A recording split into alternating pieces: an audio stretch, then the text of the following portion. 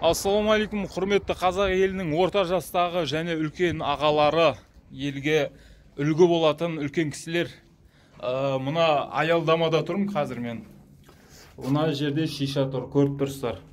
Бұл шишаны бұл аялдамаға келген, кез келген жас ұрпақ көруі мүмкін. Және де басқа жаңағы орта жас буын болсын, енді өсіп келе жатқан жігіттер болсын көріп, соған деген кішкене қызығушылық пайда болады. Бұл не екен? Бұны ішуге деген құмарлық артады.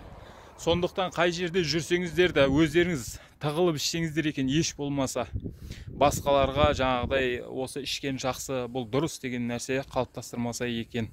Бұл жаңа Қазақстан. Жаңа Қазақстанда әрбір үлкен есі, ақыл есі толық адам үлгі боларлық іс істеу керек.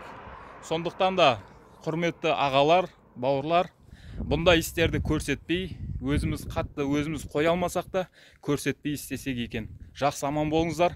Жаңа Қазақстан мәңгілік дамысын.